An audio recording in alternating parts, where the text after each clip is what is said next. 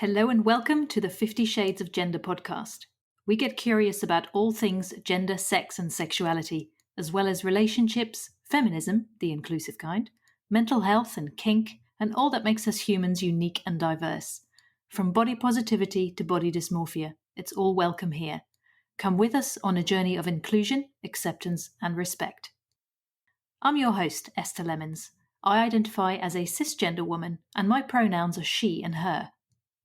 In this episode, I have a conversation with Genevieve, a sex and relationship therapist in training. Genevieve's pronouns are they, them. They say the easiest terms are non-binary and queer, and they definitely identify as trans as well. Find out what that means to Genevieve in this episode. We also talk about being born into activism, performing womanhood, reframing feminism, women's spaces versus LGBTQ spaces, how what's normal is rigid and idealised when it comes to sex and relationships, teaching consent from a young age, and why we should all consider therapy. It was recorded on the 19th of March 2021. Now let's get into the episode. Hello and welcome. What's your name? Hi, I'm Genevieve. Hi Genevieve, and how do you identify? So I guess the easiest term is non-binary and queer, and I definitely identify as trans as well. I usually put a little asterisk with trans because that feels like trans expansive. Oh, I like that. Yeah. I've seen Yeah. that before and wondered about the meaning of it. It makes sense what you're saying, but I think I've heard some people say, oh, that they shouldn't have the asterisk. You know, it's like there's divided opinions about that, isn't there? But you like Yeah, it. totally. I like it. I like it for me. I wouldn't use that to label other people. You know, I prefer like anybody can decide who they are and what's right for them. But I think I use non-binary and queer predominantly. And non-binary, I guess, I use that because not because I think it's everything that I am, but because I think it's the thing that people understand the most instead of sitting outside of the binary. Kind of went through a phase of genderqueer, but it just seemed to end up with more questions for people rather than non-binary, which seems to kind of fit in with what people are starting to understand about gender. Yeah, that's an interesting one actually, because it's one thing to identify as something and make sense of it yourself, and then having to communicate that to other people. And making them understand it. Yeah, for sure. Yeah, because sometimes I guess you're just not in the mood to explain yourself. You're like, oh, can it just be easy? Can we just, although even everyone will have their own definition of even non-binary, I suppose, and their own understanding of it, I guess. Absolutely. So, yeah, there's that. Yeah. So how has that shown up in your life, like growing up? Have you always felt, like outside of the gender binary? It's weird, isn't it? Because I can look back and kind of see so many signs of kind of getting to the point that I'm at now. But I grew up in a pretty, well, in some ways, like quite a normal looking family, and in other ways, perhaps not. So I have a mum and a dad and a younger sister. And my parents were both like very political, very engaged with social justice movements. My dad's still very active in that way. And that really kind of instilled in me this value of like difference and diversity, and also fighting for people who aren't necessarily like living the life that you are, but have every right to do that. And that was, I think the first protest that I went on was to free Nelson Mandela. I was less than 6 months old. Wow. Like I had a little pin badge on my baby grow. So it was this very kind of, that was my norm, I guess, was kind of seeing people who were doing different things. There was this huge group when I was about 4 or 5, actually, in Blackburn, where I grew up. There was a huge group of protesters who were doing a sit-in in the forest because there was a motorway being built through the town. And our house was open so that people could rotate, sleep on the floor, have showers, just kind of get ready. We'd take food out there. Like my dad wrote articles about it. We were there as part of like the press and stuff.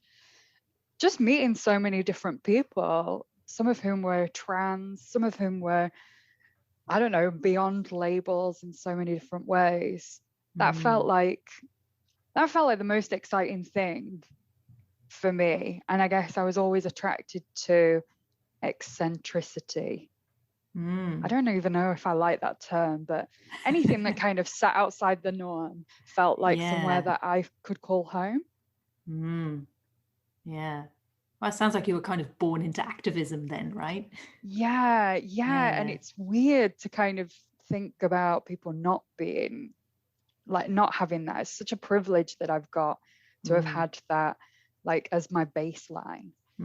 And I really recognize how much fight people have to do to tear out of kind of norms and find their own path.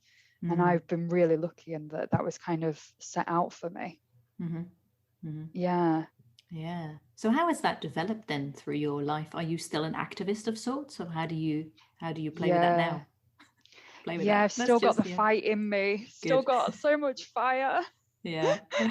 I guess, like, so I've worked for 10 plus years now in different charities and social justice organizations, doing comms and marketing, because they're the skills that I've had to kind of bring to it.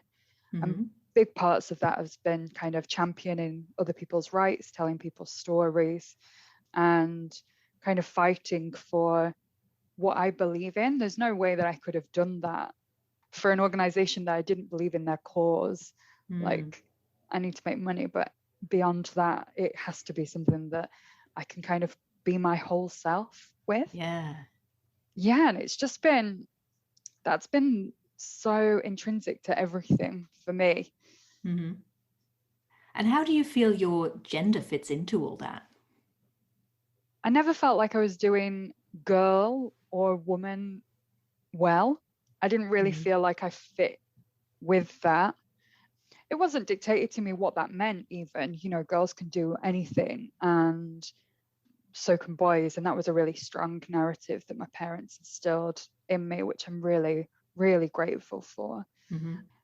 And it was, I guess, kind of growing up, and especially in my teenage years, I was a total goth, by the way. I was like just the most awful, hardcore little goth kid, trying to do anything to stand out, just being quite angry at the world and all of the injustice in it, translated into heavy metal and lots of piercings for a while. And in that kind of space, I guess, you know, like, a lot of that is gender bending. It feels like everyone wears makeup. You're kind of free to express yourselves in lots of different ways. It's not just about being beautiful. You know, you can actually, like, make yourself ugly, and that's also kind of celebrating yourself. And that felt like it gave me some comfort and solace for a while. And then as I grew up, I started to perform woman as much as I could. I don't really know what changed. I was trying to think about this before we got together, but something shifted for me where I decided I needed to be this woman. And so I became this, like, high femme pinup person. I did burlesque. I wore, like, vintage underwear. I had my hair in pink curls all of the time. Like, I was just this super feminine woman for a while. This is basically at university. But all of my friends, my closest friends, were just gay men mostly, who said I was also a gay man. I was just a gay man trapped in a woman's body. And that was the most affirming thing anybody had ever said to me. Wow. Yeah. And I was like, yeah, that's it. Thank you. Yes. And I think, as far as any of our understandings went at the time, that's kind of where I still am. It's just I now understand that means non-binary. Right. That's so interesting. Yeah. So what changed again, you know, after you sort of, I guess that's a phase that ended again for you, the whole hyper feminine thing. As you can kind of see, So I guess the big shift, well, there's so many, but basically I was never really into feminism. I'll be honest, I thought it was a load of crap, feminism, and I was quite anti-feminist actually Interesting. for a while. Yeah. And I've had women and who are friends and also who are lovers, but I've never felt that sisterhood that seems like it's such a big part of feminism. And as like someone who really is about the injustices of the world, that was just a kind of closed off part for me. Then I kind of got involved with more women's spaces and LGBT activism as well. And through that, met so many people who were really incredible feminists who were so against white feminism and the kind of tokenism that comes with that, and really opened my eyes to what it is, which is absolutely about everything that I'd been kind of raised on, fighting for. And yeah, I guess through that started to meet so many people who were stepping out of the binary of gender and fighting for that and being erased, and learning about how kind of third genders and gender nonconformity has always been there. It isn't some new fad. I realized in myself that that's what I've always been drawn to, but never had a language for, and felt really like that was what was going on inside of me. But I had that in mind for a while and kind of kept it to myself because I'd only just found this sisterhood, I suppose, and feminism. And I was so worried about stepping into my own gender might mean leaving that behind, leaving women's spaces behind, leaving womanhood behind, because it had meant a lot to me all of a sudden. Yeah, so it took me a while to kind of come out to myself and then start coming out to other people. And I was terrified. Yeah, I was really, really scared about what it might mean. So that's probably about 4 years ago that I started really exploring this for myself and talking to other people about it. So where have you arrived to now? I mean, have you found like a not middle ground necessarily, but like a peace with all that, and like things you maybe thought you had to give up and you've realized, no, actually I didn't, how do you feel now?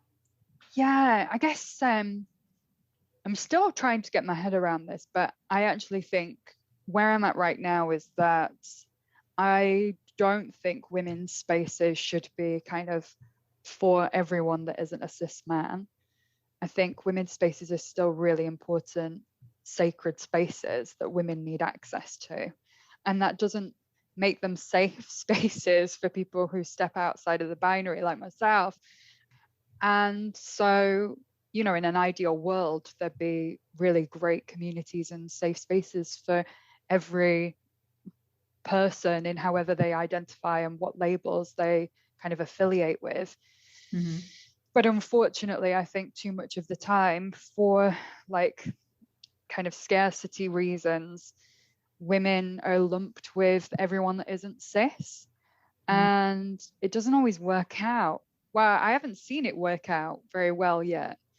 So I felt like it's been more important for me to step away from women's spaces, even spaces that would say like women and non-binary people, or anything that's trying to be inclusive, and step more into kind of LGBTQ spaces. And I needed to do that, especially so that I could work out who I was, rather than kind of being, I don't know, fixed in something. Yeah. So I guess that's where I'm at with it. And it's made me, it's kind of given me the space and the confidence to recognize that I actually am non-binary and these are my pronouns, and I should be like really able to celebrate that, because it's taken me a hell of a long time to get here. So I'm quite precious over it at the moment. That's fair. Yeah. Yeah. Yeah. Yeah. So you mentioned before we started recording, you mentioned you're in sex education. Mm. How did that come about? How did you get into that? Yeah, so I run an Instagram account called squirtingisntpee, which, you know, hits you in the face with a bit of information as a starting point. In more ways than one. Okay, Yeah, let's right. move on. Yeah. And so I guess one of the things that I've felt for a long time, and this is mostly through the work that I've done in the charities, like I mentioned, is that the people who are really oppressed and marginalized in our society have often been let down by the real rigid idea of what family and relationships are supposed to be, and haven't been given the tools to form meaningful connections. Society doesn't give us that. And sex is one of the places where, well, sex and relationships is one of the places where most of us are so traumatized, Mm. either like in our past or in our present, and as we're kind of forming as people.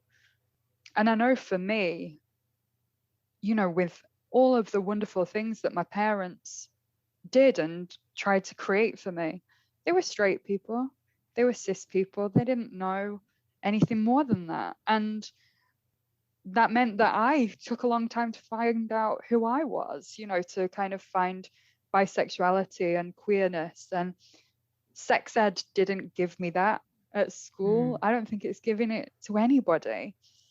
So for a long time, I've wanted to do something on that.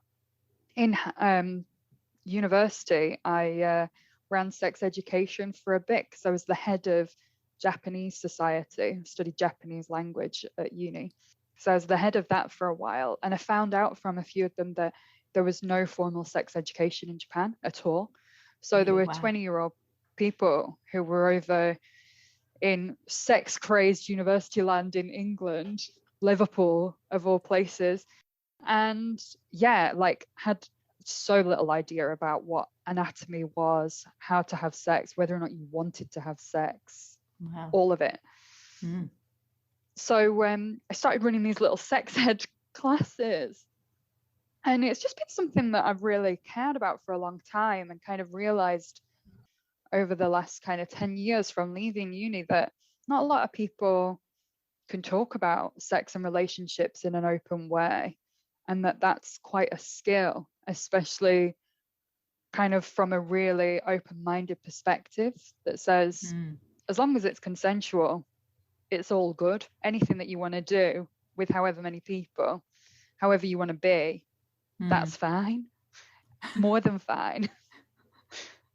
And I started the account because when I started my training at the beginning of last year, I thought this is a good place to kind of take whatever learning I'm doing in class and translate it into the most expansive and inclusive message, because it's still steeped in heteronormative, kind of narrow, rigid ideas about what is right and wrong, what's moral, all of that stuff. Mm. I just want to tell people that they're doing okay. Mm. A few of us are making some mistakes, yes, but most of the time people are doing a good job at trying to muddle through with what they've got. And I Mm. really want to affirm that in people, and also improve the education that's out there, so Yeah. it doesn't take you 30 years to figure out what non-binary is. Right. Yeah. So, what is your vision for all that? What kind of world would you like to see with regards to sex education and all that?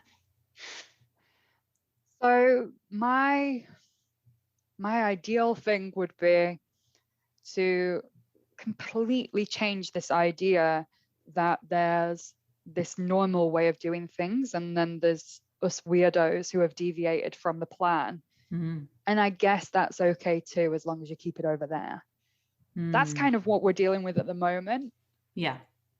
And I want to bring an end to that. I want to say we're all diverse in our own ways. Mm. We've all got some weird kinks going on. we've all got some different ways of approaching relationships, and that's Totally. bloody great. That's what I want. Mm-hmm. If the world kind of accepted that, I think we would have a pretty great deal. Yeah, for sure. Yeah, yeah. Because I feel like in hindsight, looking back now on my life, I mean, I've been adopting the term cis queer for myself, and I'm pansexual, so I'm attracted to people no matter what the gender is. Mm, I mean, my history's been quite cis het normative, to be fair. mm, And even looking back on that, it's like it is all so dysfunctional. It is all so yeah. dysfunctional. And it's like we've got these ideas of relationships and all these fairy tale scenarios and stuff like that. And it's like, you know, if that's what you have, then beautiful. But it's not that's not all there is to it. You know, it's like it's so much more in depth, and we need to talk about consent and like how to communicate better and stuff. I mean, that's what they should be teaching kids about communication and what consent really means and Yeah, all that stuff. absolutely. Yeah. And bringing consent in way before it ever becomes something about relationships and sex. Like, Mm, you have the right to say, no, you can't squeeze my cheeks, or like kiss me or make me kiss you as some like 5-year-old. This yeah, should be something that we're instilling really early on. exactly, exactly. Because I very much grew up in that. Oh, you know, hug your auntie, kiss your uncle, you know, all that stuff. Yeah. And you had no choice, you had no say in it. Go play with the neighborhood kid. And I'm like, I don't want to. But it's like you weren't listened. It was like it was not even a thing, you know. It was just also so dysfunctional. Yeah. You know, hindsight, right? Hindsight. Yeah. Exactly. And I think so much about kind of having to forge our own way, having to learn like about kind of how things work, how to have sex, what safer sex looks like in queer relationships, how to be kinky or non-monogamous, all of those things. Like, most of us have to find that for ourselves at the Mm, moment, yeah. usually by entering into a real place of shame because we think that we're the only ones or there's something wrong with us, Hmm. and then start trying to find, hopefully, communities that affirm it. Hmm. But how long does that take, and what kind of pain do you have to go through to get there? It should all Hmm. be laid out at the beginning. Yeah, it's like a normal part of all the options you have. Like it doesn't all have to Yeah. be like the relationship escalator, right? It doesn't all have to Yeah. be meeting and dating and getting engaged and getting married and getting a mortgage and having kids and all that. It doesn't have to Mm, be like that. If that's what you want, then lovely. But if it's not what you want, you shouldn't be made to feel like there's something wrong with you, mm. you know? Yeah, that's absolutely it. Mm, Absolutely. And I really hope that what I can contribute to is more people kind of thinking that way hmm. and then instilling it in others. Hmm. I Yeah. don't want to own it. I want everyone to own it. Yeah, totally. Yeah. So what is your plan for that? What are you going to do?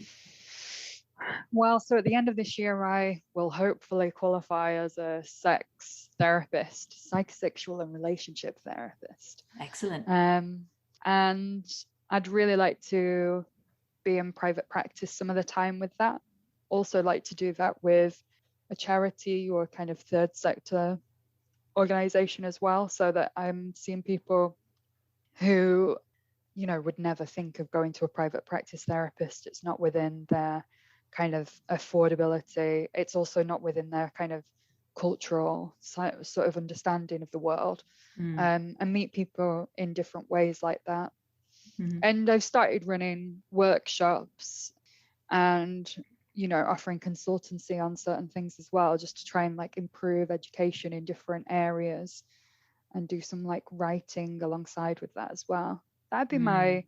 that's what I hope that the next few years look like. Awesome. Yeah.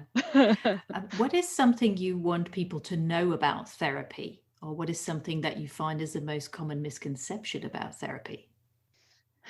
So I guess the most common misconception is that you have to go to therapy only when there's something wrong, When you're broken, right? when you're They're going broken. to be fixed, you know. Yeah. Yeah, exactly. And like, dear couples or people in couples and relationships who are listening, don't wait until you're breaking up to go to therapy. Like, if there's certain things that you think, oh, we're not very compatible on this, go talk to a therapist about it. It'll really help.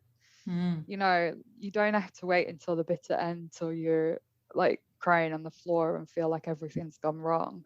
You can still come to therapy at that point, absolutely. But if you dare come a little bit before, and things can be oh so great.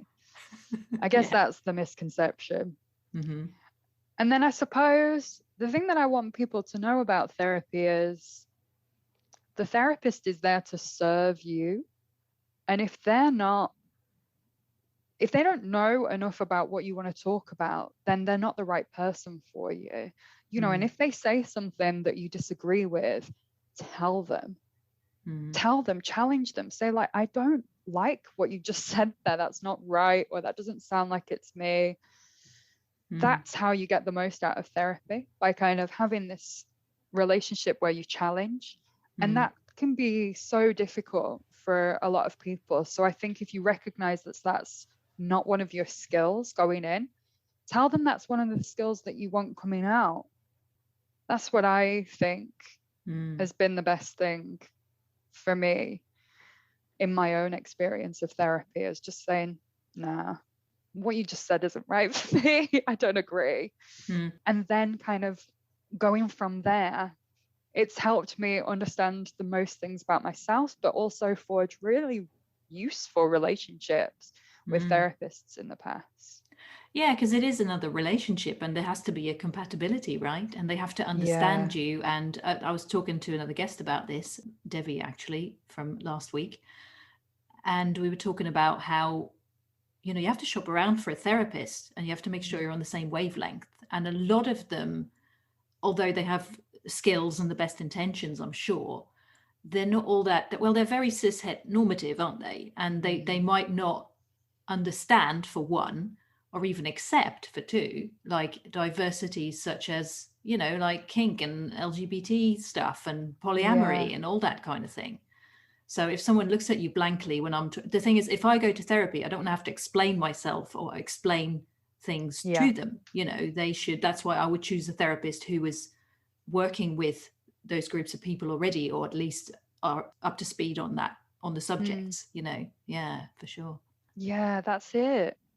And I think more and more people are starting to get that. And also, I guess the other thing as well is, if you find a therapist who like is saying that they work with those kind of areas, you know, diversity and gender and sexuality and relationship styles, and you think, oh yeah, maybe I could work with them, get in touch with them, because anyone who's committed to social justice typically has a sliding scale. They'll find a way to work with you if they think that you'd work well together. So don't always look at the price and think, oh, there's no way that I could afford therapy. Like, people are therapists because they want to help. And even if like they can't support you, they'll try and signpost you onto someone that can. Totally. Yeah. And as much as I can, I want to offer affordable therapy on a sliding scale. Everyone needs to be paying back so that people who can't afford it can get therapy. Yeah, absolutely. Because we need it. Yeah. Is there anything else you'd like to add that we haven't talked about yet? Oh, I don't know. We could talk forever, Esther. You're so great to talk to. Yeah, I think that's it, really. Yeah. Wow. That's been so insightful, really. And I wish, I mean, I've got a therapist, and I think there's a lot of, you know, even stigma around, you know, mental health and therapy and all that kind of stuff. But it's like, I see therapy as a sign of strength, really. It's someone who knows they need help and they've reached out for that help. And it's also a privilege, of course, to be able to afford it and to have that available to you. So, I feel really pleased with myself for having a therapist. So I'm proud of it. So there you go. Therapy pride. No, that's brilliant. You know, and I think more of us need to say that. I am a trainee therapist. I see clients. I'm also in therapy. You know, I need to be, personally, I feel like at this moment, I need to be in therapy to understand how to be the best person that I can be and bring kind of my whole self into the client work that I want to do. and understand kind of what's going on for me when I'm talking to people about the things that are going on for them. And, you know, therapy has been the most incredible thing for me in terms of learning how to kind of process what is going on, understand myself, understand why I am the way that I am, and try and feel good about it, try and be okay with that, and then move forward. Like, it's just felt like everything that I have needed. And I really think that even if we were living in my utopia land where everyone had kind of a good understanding of consent and sex and gender from the get-go, we'd still need personal space where we can kind of speak about what's going on in our own heads to somebody who was impartial. I think therapy is something that, you know, has always existed, not under that name, but has always been around and will always be needed. Yeah, for sure. Well, hooray for therapy, hey? Yeah. Therapy and diversity. Yeah, definitely. Wow. Okay. Yeah. Thanks so much for talking to me about all this. Oh, it's brilliant. Thanks, Esther. I love the podcast that you've created. I think it's such a wonderful thing to be celebrating how gender is so different. It is, isn't it? It's amazing. Like, I could interview like 100 people all with the label non-binary and they would all be so different. Yeah. Yeah, it's a lot of fun. Well, thank you again. Yeah. Yay. My pleasure. Thanks so much. You can find out more details on the website at 50shadesofgender.com/Genevieve, where you can also read the transcript, and you can find Genevieve's project on Instagram at squirtingisntpee. Thank you for listening to the 50 Shades of Gender podcast. You can find us online at 50shadesofgender.com and on social media. If you'd like to support us, please consider becoming a patron on Patreon. Plans start from only $1 a month. Visit patreon.com/50 Shades of Gender for more details. We hope you will listen again. Until then, stay curious and open-minded. Nice. I'll tell my other trans and gender non-conforming pals they should listen to you and even get in touch and maybe come on. Oh, totally. Yeah. I'm always looking for more guests. Yeah. But it is like, I'm learning so much. It's great, really. It's kind of a form of therapy as well, I suppose. Kind of just having conversations with people. It's amazing. Yeah. Yeah.